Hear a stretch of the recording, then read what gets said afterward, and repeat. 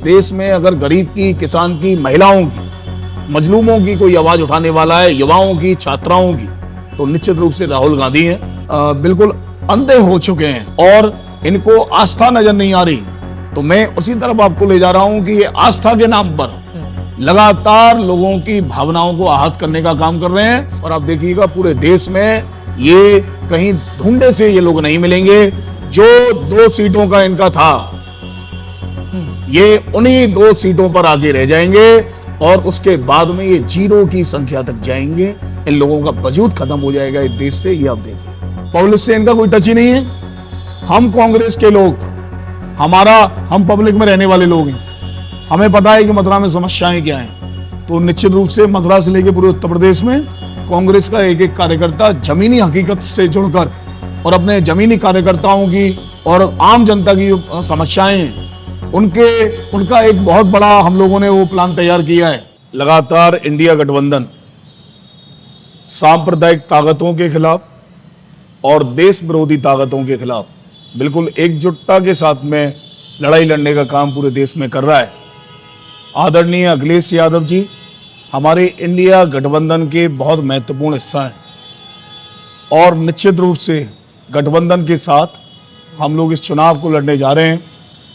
ये चुनाव और आने वाला चुनाव गठबंधन और एकजुटता के साथ में हम लोग वो सांप्रदायिक ताकतों को हराने का काम करेंगे जो देश में इस समय बिल्कुल, जिन्होंने देश का माहौल खराब किया है, जिन्होंने किसानों का अनित किया है, जिन्होंने महिलाओं के सम्मान का अनित किया है, जिन्होंने लगातार मजलूम और गरीब तबके के लोगों को मारने का काम किया है, उसके खिलाफ इंडिया गठबंधन लड़ाई लड़ने के लिए बिल्कुल तैयार है। जी, अगर मथुरा की बात करें 5 विधानसभा सीट है, 5 फिलहाल बीजेपी के खाते में है। और अगर सपा की बात करें तो वो कह रहे हैं वो उन्होंने 3 कैंडिडेट बेसिकली उतार चुके हैं मथुरा में और गोवर्धन में और छाता में, बची 2 सीट है। तो यानी कि अब कांग्रेस के खाते में सिर्फ 2 ही सीट बचने वाली हैं या फिर किस तरीके से आप बंटवारा कर रहे हैं सीटों का? देखिए, अगर गठबंधन होता है, गठबंधन रहेगा तो निश्चित रूप से कांग्रेस के पास मैं समझता हूं कि 3 सीटें आने वाली हैं। 2 सीटें यहां सपा के खाते में जाएंगी। तो अभी कंफ्यूजन कुछ लोग ऐसा पैदा कर रहे हैं कि 3 सीटें, लेकिन 2 सीटें सपा को जाएंगी और 3 सीटें यहाँ रहेंगी। और इस पर लगातार चर्चाएं भी हो रही हैं। हमारे यहाँ के जो उत्तर प्रदेश के नए नवनियुक्त प्रभारी बने हैं राजेंद्र पाल गौतम जी, उनका लगातार, और आदरणीय अजय राय जी लगातार गठबंधन में जो हमारे साथ हैं लोग, उनसे चर्चा कर रहे हैं और निश्चित रूप से यहाँ 3 सीटें कांग्रेस के खाते में जाएंगी और 2 सीटें समाजवादी पार्टी के खाते में जाएंगी जी। और मिलकर इस बार 5 विधानसभाओं पर आपको कांटे की टक्कर आपको मिलेगी। और जो झूठ की बुनियाद पर, जो फरेब की बुनियाद पर जो 5 विधानसभा सीट यहां पर भाजपा ने, आपने कहा कि अपने कब्जे में की हुई है और जीते हैं, वो मैं कहूंगा कि जुमला जो था नरेंद्र मोदी जी का और योगी जी का, उस पर जनता ने पता नहीं कैसे विश्वास कर लिया और इनको ये मौका दे दिया।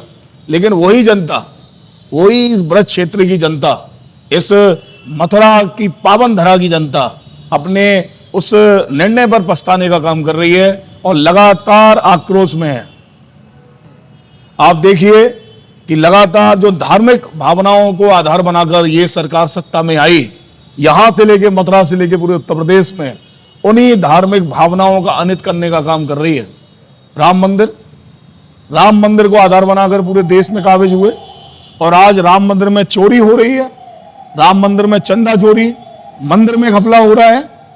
तो ये लोग, जनता समझ रही है, आम जनता को ये लग रहा है कि ये लोग केवल आस्था को राजनीतिकरण करने के लिए और आस्था का इस्तेमाल इन लोगों ने किया। इन लोगों की कोई आस्था कहीं नहीं है और जनता मुंह तोड़ने जवाब देने वाली है। जी, आपने राम मंदिर का जिक्र किया, बेहद सही बात है जो बात कर चल रही है राम मंदिर चंदा चोरी को लेकिन शायद इस बार बीजेपी के पास उत्तर प्रदेश में राम मंदिर नहीं, शायद कृष्ण मंदिर, जो कृष्ण जन्मभूमि है, वो मुद्दा रहने वाला है। तो शायद उनका फोकस, मैं कह रहा हूं, जब राम मंदिर की आस्था पर चोट की इन लोगों ने, तो जनता के सामने वो राम भगवान श्री राम का मंदिर जिसको आधार बनाकर ये लोग आए, तब इन्होंने वहां घोटाला कर दिया, घपला कर दिया और चोरी कर ली। तो जनता की आंखें खुल चुकी हैं।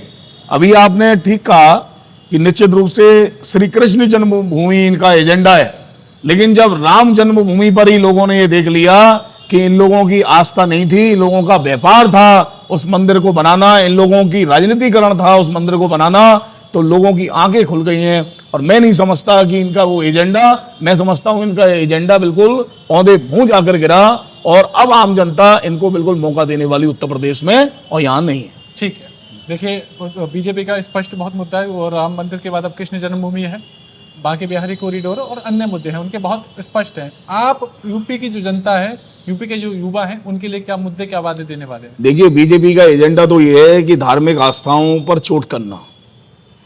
पहले बनारस में कॉरिडोर बना के किया, उसके बाद में बांके बिहारी जी, जहां की कुंज गलियां पहचान है वृंदावन की, और बांके बिहारी जी के सराउंडली जो भी गलियां हैं वो वहां की धरोहर है, उस पर इन लोगों ने आघात करने का काम किया। लेकिन भगवान कृष्ण की नगरी है, ये प्रेम की नगरी है, यहां प्रेम पूर्वक लोगों ने इसका विरोध किया और सुप्रीम कोर्ट ने भी समझा। और देखिए, कॉरिडोर में मैं नहीं समझता कि कॉरिडोर बन पाएगा। युवाओं के लिए नेट परीक्षा आप देखिए, सैकड़ों युवाओं ने अपनी जान दे दी, इन लोगों के कानों पर जू नहीं रहेगी। तो जहां तक युवाओं के भविष्य की बात है, मैं समझता हूं कि युवाओं का भविष्य इस सरकार में अंधेरे में नजर युवाओं को आ रहा है, और युवा इन पर बिल्कुल भी भरोसा करने वाला अब नहीं है। तमाम ऐसे संगठन पूरे देश में हो रहे हैं जो इनके खिलाफ पार्टी से, किन्हीं पार्टियों की विचारधारा में शामिल ना होकर अलग से इनके खिलाफ प्रदर्शन करने का काम कर रहे हैं, अलग से खड़े होने का काम कर रहे हैं। तो निश्चित रूप से युवा जागरूक है, और जागरूक इसलिए है क्योंकि इनकी कारगुजारियां हैं, ये उस तरीके का कार्य कर रहे हैं कि सबको लग रहा है कि भविष्य अंधेरे में है। जी। तो निश्चित रूप से मैं समझता हूं कि अब युवा हो हिंदुस्तान का, मथुरा से लेके प्रदेश का और देश का, या किसान हो, या महिलाएं हो, या हमारा जो निचला तबका है, जो मजलूम हमारे भाई हैं वो हो, वो मैं नहीं समझता कि इन लोगों पर विश्वास करने वाले हैं। और निश्चित रूप से सभी का विश्वास लगातार पूरे देश में, इस देश में अगर गरीब की, किसान की, महिलाओं की, मजलूमों की कोई आवाज उठाने वाला है, युवाओं की, छात्राओं की, तो निश्चित रूप से राहुल गांधी हैं। और राहुल गांधी जी की तरफ पूरा देश इस समय देख रहा है। और 2027 इलेक्शन से इसकी शुरुआत, जब यहां से और उत्तराखंड के इलेक्शन से इसकी निश्चित रूप से शुरुआत होगी। और आप देखिएगा पूरे देश में ये कहीं ढूंढे से ये लोग नहीं मिलेंगे। जो 2 सीटों का इनका था, ये उन्हीं 2 सीटों पर आगे रह जाएंगे, और उसके बाद में ये 0 की संख्या तक जाएंगे। इन लोगों का वजूद खत्म हो जाएगा इस देश से, ये आप देखिए। चलिए, आपने बहुत बड़े दावे किए हैं, और अभी आपने 3 चेहरों के 3 सीट की बात की थी कि मथुरा में मिलने वाले, उनमें से कोई चेहरा जो उजागर हो सके, हमारी जनता को पता चल सके, वो बताइएगा। देखिए, ये संगठन का अपना निर्णय है। तमाम कैंडिडेट लगातार आना शुरू हो गया है, और अपने आप को प्रत्याशी के रूप में लोगों ने प्रदर्शित करना शुरू कर दिया है। संगठन आखिर में निर्णय करता है कि कौन प्रत्याशी सूटेबल होगा, कौन मथुरा की जनता के प्रति समर्पण रखेगा, कौन समस्याओं को उठा पाएगा। तो निश्चित रूप से इस बार ऐसे ही प्रत्याशियों को उतारा जाएगा। मथुरा वृंदावन विधानसभा की बात हो, यहाँ तमाम सीनियर लोग भी हैं, यहाँ से पूर्व CLP लीडर भी हैं जो पूर्व विधायक रहे हैं, उनको बहुत पसंद करती है मथुरा की आम जनता। निश्चित रूप से मैं समझता हूं कि जो चेहरे होंगे वो अनुभवी होंगे, संघर्ष वाले होंगे, और जनता के लिए समर्पित होंगे। मैं आपसे एक बात और कहूंगा कि मां यमुना जो जन जन की आस्था का केंद्र है, और मैं नहीं समझता कि मथुरा में मां यमुना और गिरिराज जी से बड़ा कुछ है। जो साक्षात भगवान कृष्ण की लीलाओं को, जो उस समय उनके कृष्ण काल में जो रहा है, वो आज अगर कुछ है तो गिरिराज जी और यमुना जी। तो यमुना जी के प्रति भाजपा की जो दूषित मानसिकता है, वो लगातार उसने मां यमुना को दूषित करने का, प्रदूषित करने का काम किया है। नगर निगम भाजपा का, सारे जनप्रतिनिधि भाजपा के, उसके बाद में 44 गंदे नाले पूरे शहर के और सीवर का पानी यमुना जी में प्रवाहित हो रहा है। और लगातार प्रदर्शन, आंदोलन, शहर की जनता ने आवाज उठाई, तमाम लोगों ने अपनी आवाज उठाई, लेकिन उसके बाद में इनके कानों तक बिल्कुल, मैं समझता हूं इनको बिल्कुल अंधे हो चुके हैं और इनको आस्था नजर नहीं आ रही। तो मैं उसी तरफ आपको ले जा रहा हूं कि ये आस्था के नाम पर लगातार लोगों की भावनाओं को आहत करने का काम कर रहे हैं। मथुरा की जनता मां यमुना के परिदृश्य को देखकर रो रही है।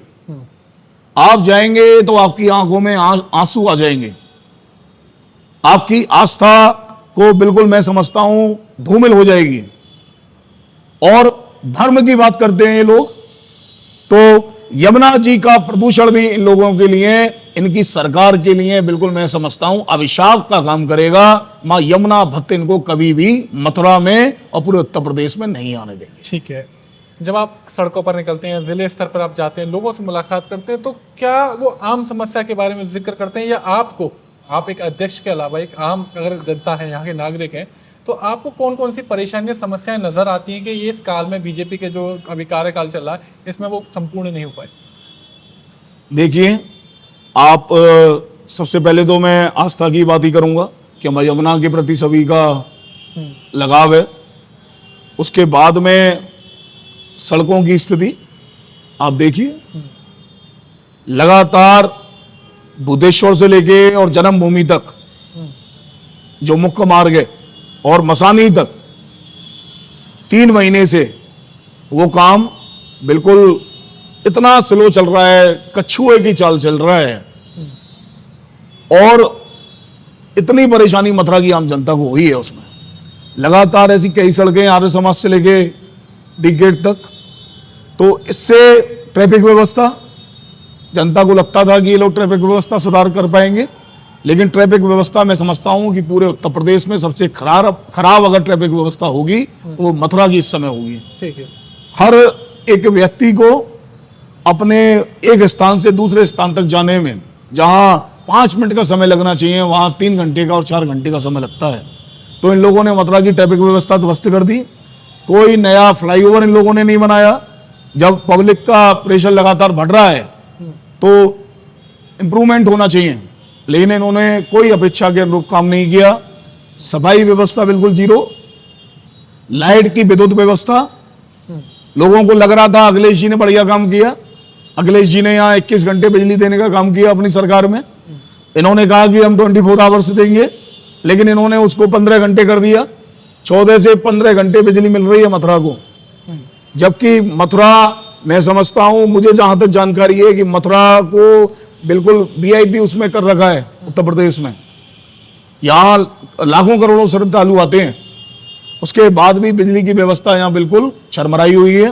तो तमाम ऐसे कारण हैं जहां मथुरा की आम जनता की अपेक्षाएं, जो अपेक्षाएं थी इनसे, उन पर यह सरकार खरी नहीं उतरी।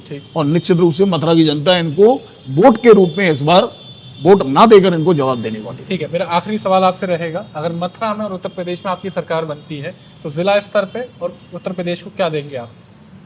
जी, मथुरा में अगर सरकार बनती है उत्तर प्रदेश में, तो निश्चित रूप से मैं समझता हूं कि जो भी यहाँ की बेसिक प्रॉब्लम्स हैं, यहाँ की जो परेशानियां हैं आम जनता की, क्योंकि हम लोग जमीनी लोग हैं, इन लोगों की तरह पैरासूट वाले लोग नहीं हैं।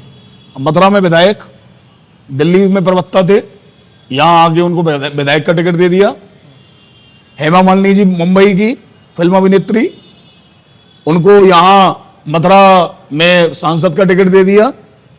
तो हेमा मालिनी जी या श्रीकांत जी, इन लोगों को मथुरा की आम जो समस्याएं हैं उनके बारे में जानकारी नहीं है, पब्लिक से इनका कोई टच ही नहीं है। हम कांग्रेस के लोग, हम पब्लिक में रहने वाले लोग हैं, हमें पता है कि मथुरा में समस्याएं क्या हैं। तो निश्चित रूप से मथुरा से लेकर पूरे उत्तर प्रदेश में कांग्रेस का एक एक कार्यकर्ता जमीनी हकीकत से जुड़कर और अपने जमीनी कार्यकर्ताओं की और आम जनता की समस्याएं हैं उनका एक बहुत बड़ा हम लोगों ने वो प्लान तैयार किया है। जैसे मथुरा में मैंने, वृंदावन में जो हमारे वार्ड हैं या मथुरा में जो हमारे वार्ड हैं, तो हम लोग एक काम हमारा चल रहा है कि हम सारे वार्डों की जो बेसिक प्रॉब्लम्स हैं उनको हम कलेक्ट करने का काम कर रहे हैं।